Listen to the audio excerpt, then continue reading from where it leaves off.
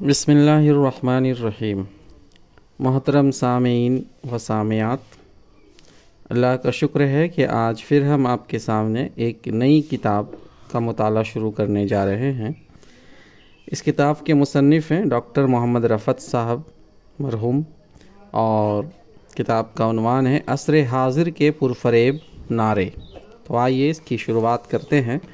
پہلے پیش لفظ پر غور کرتے ہیں جسے ڈاکٹر محمد رضی الاسلام ندوی صاحب نے لکھا ہے، جو کہ سیکریٹری ہیں تصنیفی اکیڈمی جماعت اسلامی ہند نئی دہلی کے۔ تو فرماتے ہیں کہ گزشتہ چند صدیوں کی تاریخ شاہد ہے کہ جہاں ایک طرف مسلمانوں پر غلبہ و تسلط حاصل کرنے کے لیے جبر و استبداد کا سہارا لیا گیا، مسلم ممالک پر فوج کشی کر کے ان پر قبضہ جما لیا گیا اور مسلم عوام کی جانوں اور مملوکہ چیزوں کو بری طرح پامال کیا گیا، وہیں دوسری طرف ان پر فکری یلغار بھی کی گئی۔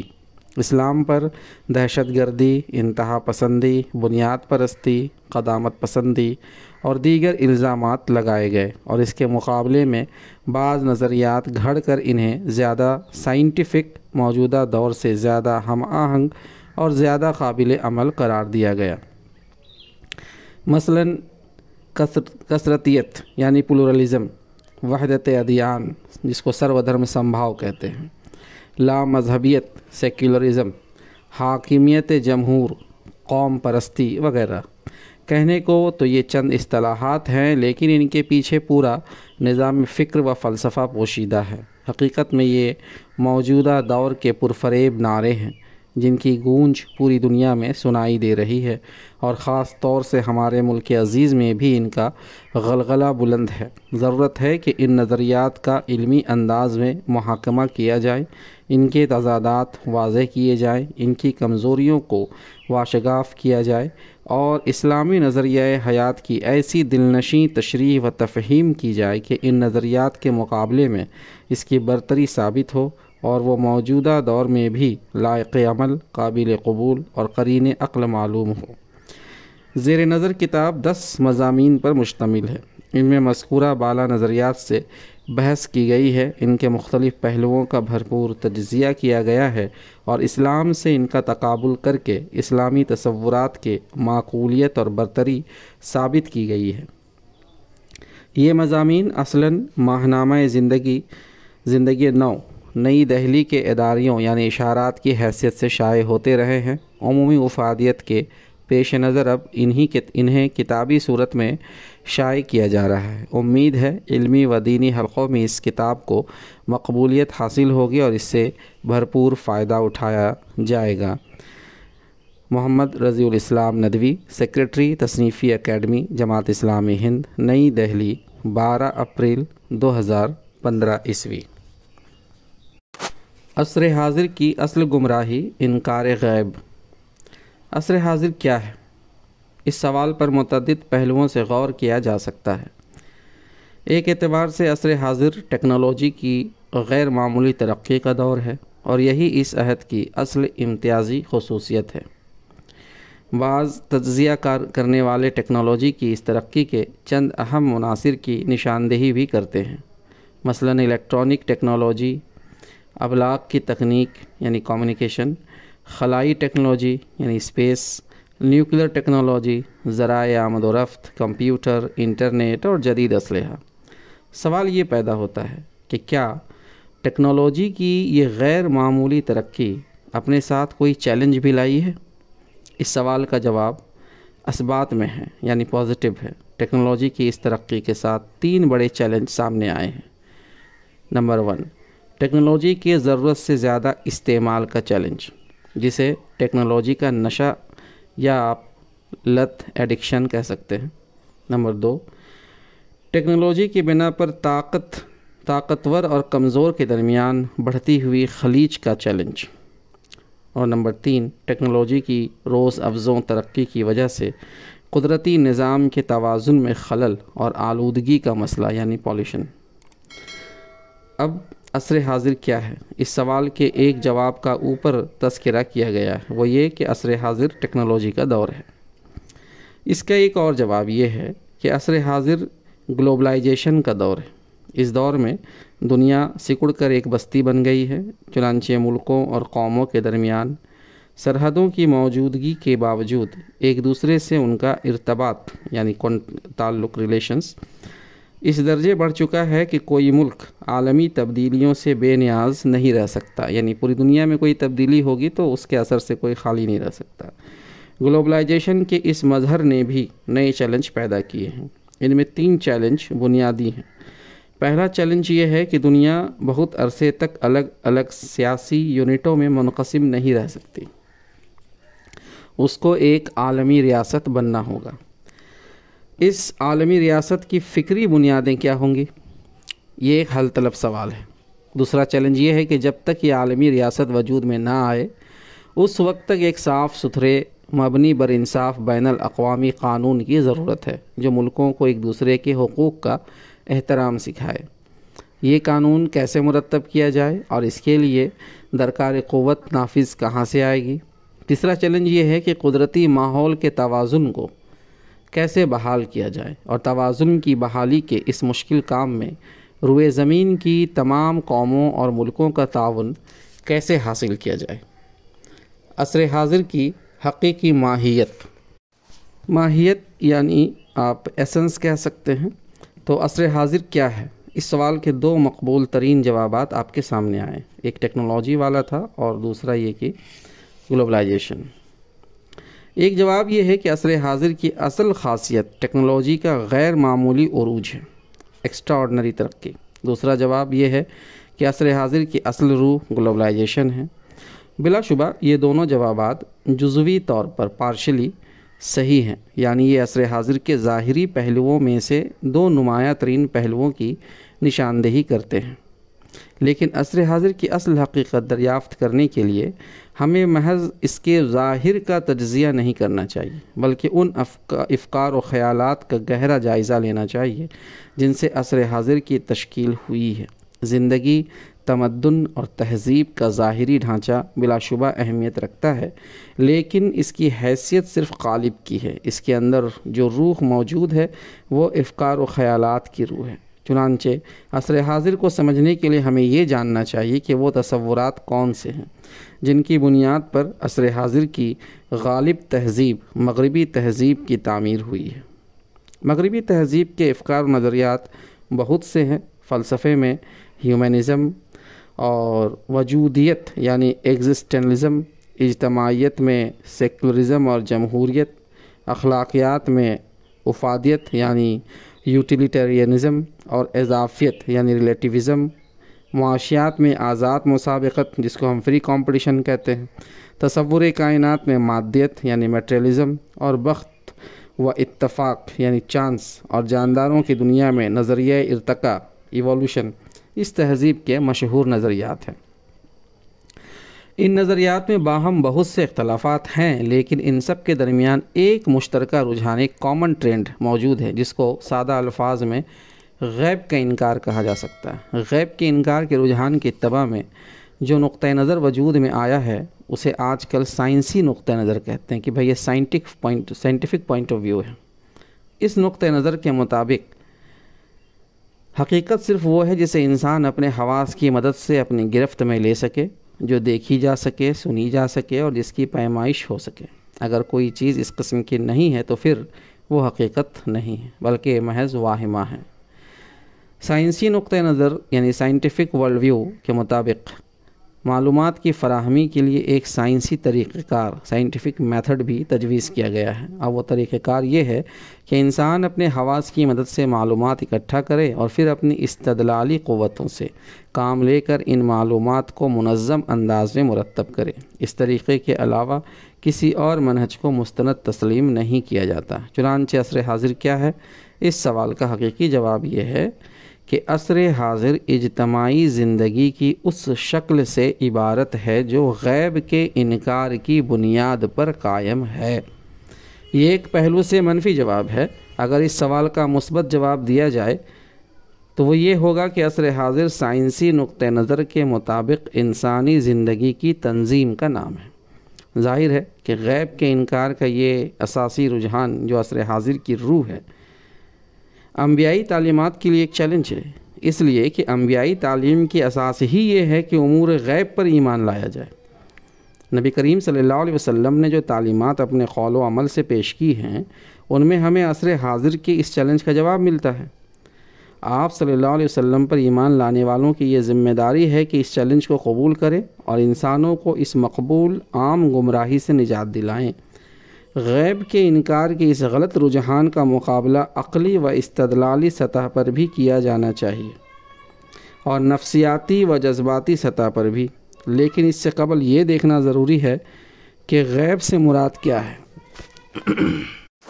غیب کا مفہوم۔ سورہ فاتحہ کے فوراً بعد قرآن مجید میں ان لوگوں کا تعارف کرایا گیا ہے جو اس کتاب سے ہدایت پا سکتے ہیں۔ بالفاظ دیگر ہدایت یابی کے لیے ضروری شرائط بیان کر دی گئی ہے۔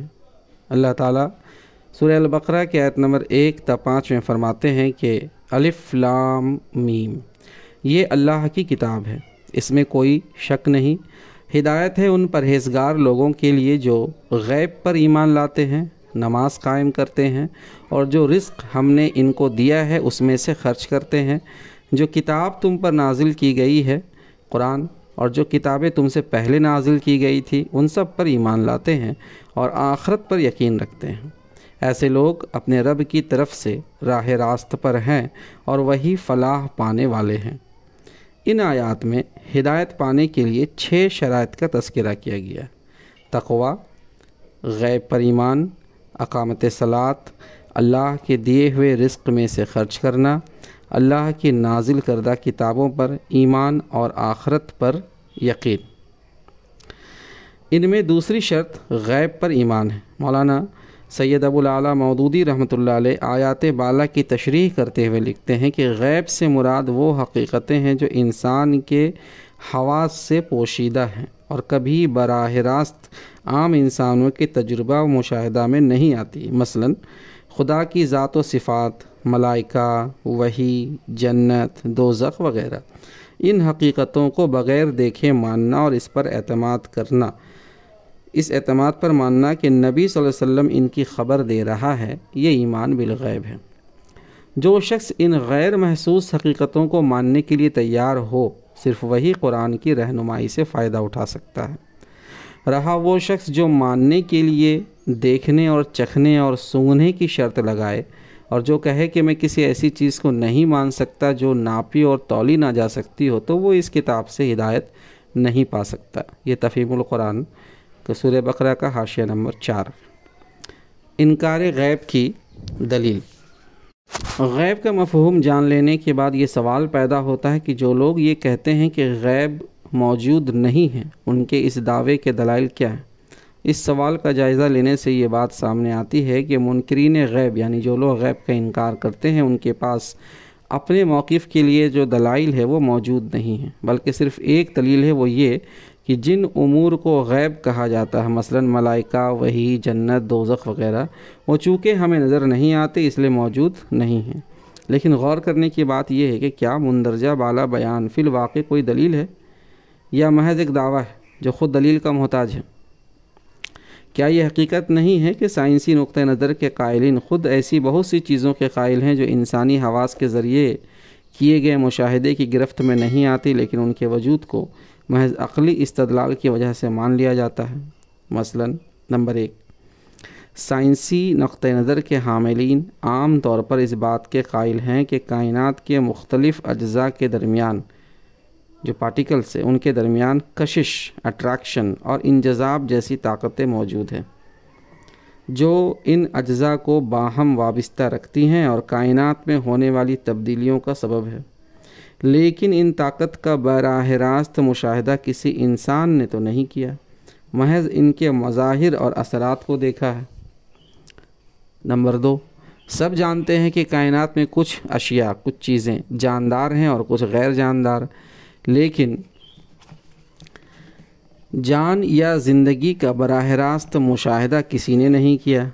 جب جان نکل جاتی ہے تو ایک ذی روح مر جاتا ہے اور پھر اس کے بچے کھچے ڈھانچے کی خصوصیت وہی ہوتی ہے جو عام بے جان اشیاء کی ہوا کرتی ہے۔ جس طرح ہم پانی کی بوتل سے پانی نکلتے ہوئے دیکھتے ہیں، اسی طرح کسی ذی روح کے مرتے وقت اس کے جسم سے جان نکلتے ہوئے تو نہیں دیکھتے۔ لیکن اس عدم مشاہدہ کے باوجود نہ کوئی جان کا انکار کر سکتا ہے نہ جان کے نکلنے کا۔ نمبر 3، عموماً اہل سائنس اس کے قائل ہیں کہ کائنات قوانین کی پابند ہے، لیکن جیسا کہ سب جانتے ہیں قانون فطرت بہرحال کوئی ایسی چیز تو نہیں ہے جو قابل مشاہدہ ہو، صرف قوانین کے مظاہر کا مشاہدہ کیا جا سکتا ہے۔ ان مثالوں سے معلوم ہوتا ہے کہ انکار غیب کا موقف در حقیقت بہت کمزور ہے اور اس کے حق میں کوئی واقعی دلیل موجود نہیں ہے۔ اس لیے نبی صلی اللہ علیہ وسلم نے جو کلام الہی انسانوں کے سامنے پیش کیا اس میں انکار غیب کی اس دلیل یعنی یہ جو عدم مشاہدہ کی کسی تردید کی ضرورت نہیں محسوس کی گئی۔ البتہ اس امر کی طرف اشارہ کر دیا گیا کہ انسانوں کا موت پر قابو نہ پا سکنا عالم غیب کی موجودگی پر صاف دلالت کرتا ہے۔ اب اگر تم کسی کے محکوم نہیں ہو اور اپنے اس خیال میں سچے ہو تو جب مرنے والے کی جان حلق تک پہنچ چکی ہوتی ہے اور تم آنکھوں دیکھ رہے ہوتے ہو کہ وہ مر رہا ہے، اس وقت اس کی نکلتی ہوئی جان کو واپس کیوں نہیں لے آتے؟ اس وقت تمہاری نسبت ہم اس سے زیادہ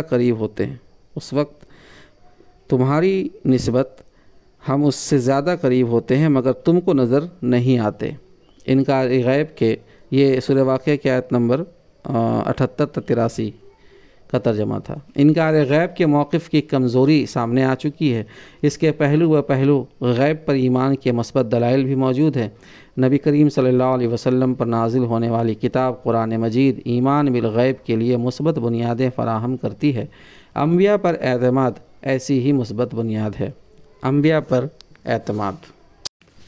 انسان ہمیشہ امور غیب کے بارے میں جاننے کا خواہش مند رہا ہے۔ وہ جاننا چاہتا ہے کہ خالق کائنات کون ہے، اس کی صفات کیا ہیں اور اس کا اپنے بندوں سے کیا تعلق ہے، ملائکہ کون ہیں اور ان کی خصوصیات کیا ہیں، وحی کی کیفیت کیا ہے، عالم آخرت میں انسان کو کن حالات سے سابقہ پیش آنے والا ہے۔ ان سوالات کا اور اس طرح کے دیگر سوالات کا جواب ہمیں انبیائی تعلیمات میں ملتا ہے، لیکن انبیائی تعلیمات پر غور سے پہلے ایک اور بنیادی سوال پیدا ہوتا ہے، وہ یہ کہ انسان انبیاء کی بات اطمینان کے ساتھ کیوں مان لے؟ قرآن مجید نے اس سوال کا جواب یہ دیا ہے کہ انبیاء علیہ السلام سچے اور دیانت دار انسان ہوتے ہیں۔ وہ جھوٹ نہیں بولتے، اس لیے ان کی دوسری باتوں کی طرح ان کا دعویٰ نبوت بھی سچا ہے۔ ان کی صداقت و دیانت پر ان کی قبل از نبوت کی پوری زندگی گواہ ہوتی ہے۔ سورہ یونس آیت نمبر 15-17 میں ہے کہ جب انہیں ہماری صاف صاف باتیں سنائی جاتی ہیں تو وہ لوگ جو ہم سے ملنے کی توقع نہیں رکھتے کہتے ہیں کہ اس کے بجائے کوئی اور قرآن لاؤ یا اس میں کچھ ترمیم کرو۔ اے نبی ان سے کہو میرا یہ کام نہیں ہے کہ اپنی طرف سے اس میں کوئی تغیر و تبدل کر لوں، میں تو بس اس وحی کا پیرو ہوں جو میرے پاس بھیجی جاتی ہے۔ اگر میں اپنے رب کی نافرمانی کروں تو مجھے ایک بڑے ہولناک دن کے عذاب کا ڈر ہے، اور کہو اگر اللہ کی مشیت یہی ہوتی تو میں یہ قرآن تمہیں کبھی نہ سناتا اور اللہ تمہیں اس کی خبر تک نہ دیتا۔ آخر اس سے پہلے میں ایک عمر تمہارے درمیان گزار چکا ہوں، کیا تم عقل سے کام نہیں لیتے؟ پھر اس سے بڑھ کر ظالم کون ہوگا جو ایک جھوٹی بات گھڑ کر اللہ کی طرف منسوب کرے یا اللہ کی واقعی آیات کو جھوٹا قرار دے؟ یقیناً مجرم کبھی فلاح نہیں پا سکتے۔ ایک شخص یہ بات سن کر کہہ سکتا ہے کہ ممکن ہے ایک شخص صادق و امانت دار ہو لیکن اس کی عقل متاثر ہو گئی ہو اور وہ ناسمجھی کی باتیں کرنے لگا ہو۔ قرآن مجید نے اپنے مخاطبین کو اس امکان پر بھی غور کرنے کی دعوت دی ہے اور پوری قوت کے ساتھ کہا ہے کہ مدعی نبوت محمد صلی اللہ علیہ وسلم انتہائی عاقل و دانا انسان ہیں، ان کے اندر بے عقلی یا ناسمجھی کا کوئی شائبہ تک نہیں ہے۔ تم اس پہلو سے ان کے متعلق خوب چھان بین کر سکتے ہو، تم ان کو ایک انتہائی فہیم اور سمجھدار شخصیت پاؤ گے۔ سورہ سبا آیت نمبر 46 میں ہے کہ اے نبی ان سے کہو کہ میں تمہیں بس ایک بات کی نصیحت کرتا ہوں، خدا کے لیے تم اکیلے اور دو مل کر اپنا دماغ لڑاؤ اور سوچو تمہارے صاحب میں آخر کون سی بات ہے جو جنون کی ہو، وہ تو ایک سخت عذاب کی آمد سے پہلے تم کو متنبہ کرنے والا ہے۔ مولانا مودودی رحمۃ اللہ علیہ اس آیت کے ذیل میں لکھتے ہیں کہ یعنی اغراض و خواہشات اور تعصبات سے پاک ہو کر خالصتاً للہ غور کرو۔ ہر شخص الگ الگ بھی نیک نیتی کے ساتھ سوچے اور دو دو چار چار آدمی سر جوڑ کر بھی بے لاگ طریقے سے ایک دوسرے کے ساتھ بحث کر کے تحقیق کریں کہ آخر وہ کیا بات ہے جس کی بنا پر آج تم اس شخص کو مجنون ٹھہرا رہے ہو جسے کل تک تم اپنے درمیان نہایت دانا آدمی سمجھتے تھے۔ آخر نبوت سے تھوڑی مدت پہلے کا تو واقعہ تھا کہ تعمیر کعبہ کے بعد حجر اسود نصب کرنے کے مسئلے پر جب قبائل قریش باہم لڑ پڑے تھے تو تم ہی لوگوں نے بالاتفاق محمد صلی اللہ علیہ وسلم کو حکم تسلیم کیا تھا، اور انہوں نے ایسے طریقے سے اس جھگڑے کو چکایا تھا جس پر تم سب مطمئن ہو گئے تھے۔ جس شخص کی عقل و دانش کا یہ تجربہ تمہاری ساری قوم کو ہو چکا ہے، اب کیا ایسی بات ہو گئی کہ تم اسے مجنون کہنے لگے؟ ہٹھ دھرمی اور ضد کی بات تو دوسری ہے، مگر کیا واقعی تم اپنے دلوں میں بھی وہی کچھ سمجھتے ہو جو اپنی زبانوں سے کہتے ہو؟ تفہیم القرآن سورہ سبا حاشیہ نمبر 66۔ اجر کا طالب نہ ہونا۔ یہ بات ہمارے سامنے آ چکی ہے کہ انبیاء کا صادق و امانت دار ہونا اور عقل و دانائی میں کامل ہونا شک و شبہ سے بالاتر ہے، چنانچہ امور غیب کے بارے میں ان کی بیان کردہ خبروں پر شک کرنے کی کوئی وجہ باقی نہیں رہتی۔ البتہ ایک شخص یہ کہہ سکتا ہے کہ اللہ کے یہ نیک بندے شروع میں بلا شبہ بے داغ کردار کے مالک تھے، لیکن ہو سکتا ہے بعد میں وہ اپنی کسی غرض کی بنا پر کچھ باتیں گھڑ کر لے آئے ہوں اور انہیں حقائق کے طور پر پیش کرنے لگے ہوں۔ قرآن مجید ہمیں اس امکان پر بھی غور کرنے کی دعوت دیتا ہے۔ وہ کہتا ہے کہ خوب باریک بینی کے ساتھ انبیاء کی سیرت کا جائزہ لو۔ تم کسی ایسی غرض کی نشاندہی نہیں کر سکتے جس کے لیے انبیاء کام کر رہے ہوں۔ وہ انسانوں سے کسی بھی قسم کے اجر کے طالب نہیں ہوتے۔ سورہ ہود کی آیت نمبر 50 اور 51 میں اللہ نے فرمایا کہ اور عاد کی طرف ہم نے ان کے بھائی ہود کو بھیجا، اس نے کہا اے برادران قوم، اللہ کی بندگی کرو، تمہارا کوئی خدا اس کے سوا نہیں، تم نے محض جھوٹ گھڑ رکھے ہیں۔ اے برادران قوم، اس کام پر میں تم سے کوئی اجر نہیں چاہتا، میرا اجر تو اس کے ذمہ ہے جس نے مجھے پیدا کیا، کیا تم عقل سے ذرا کام نہیں لیتے؟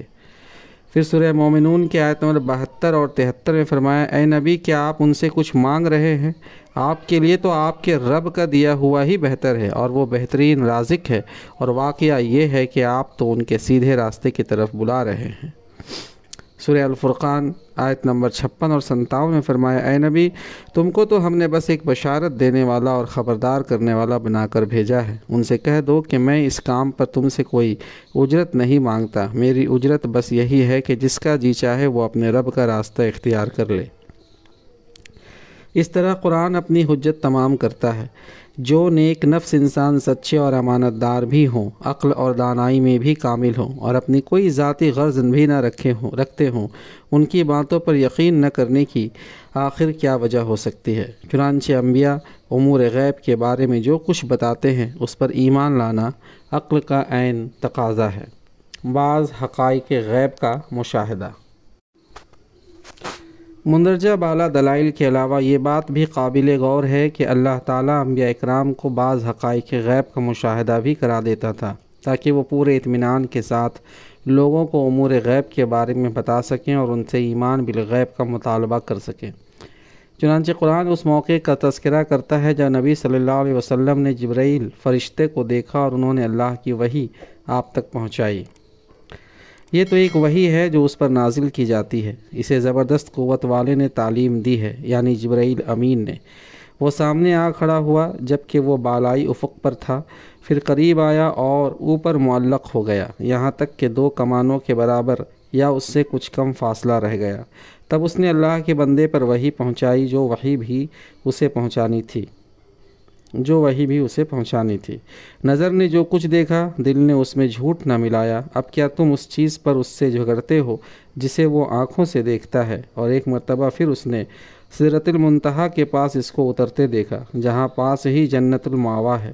اس وقت سدرہ پر چھا رہا تھا جو کچھ کہ چھا رہا تھا، نگاہ نہ چوندھائی نہ حد سے متجاوز ہوئی، اور اس نے اپنے رب کی بڑی بڑی نشانیاں دیکھی۔ سورہ النجم آیت نمبر 4 تا 18۔ واقعہ معراج کے موقع پر نبی صلی اللہ علیہ وسلم نے بہت سے امور غیب کا مشاہدہ کیا۔ پاک ہے وہ جو لے گیا ایک رات اپنے بندے کو مسجد حرام سے دور کی اس مسجد تک جس کے ماحول کو اس نے برکت دی ہے تاکہ اسے اپنی کچھ نشانیوں کا مشاہدہ کرائے۔ حقیقت میں وہی ہے سب کچھ سننے اور دیکھنے والا۔ ایمان بالغیب کی دعوت۔ عصر حاضر کے چیلنج کی نوعیت سمجھ لینے کے بعد امت مسلمہ کی یہ ذمہ داری ہے کہ وہ سارے انسانوں کو عموماً اور اہل مغرب کو خصوصاً غیب پر ایمان لانے کی دعوت دے۔ یہ واقعہ ہے کہ غیب پر ایمان سے جو چیز اہل مغرب کو روکتی ہے وہ کوئی عقلی استدلال نہیں ہے بلکہ مذہب کا خوف ہے۔ ان کے نزدیک مذہب نام ہے اندھ وشواس کا، بے بنیاد عقائد کا، اوہام و خرافات کا، نامعقول رسوم و رواج کا، پجاریوں اور پروہتوں کی انسانوں پر حکومت کا اور غیر منصفانہ قوانین کا۔ اگر ایسے مذہب سے وہ نہ بھاگیں تو کیا کریں؟ ایسے حالات میں اہل مغرب کو یہ بتایا جانا چاہیے کہ اسلام اس قسم کا مذہب نہیں ہے جس سے وہ خوف زدہ ہے۔ اس نے جن باتوں پر ایمان لانے کا مطالبہ کیا ہے وہ انتہائی معقول ہے اور انسانی فطرت کو اپیل کرتی ہے۔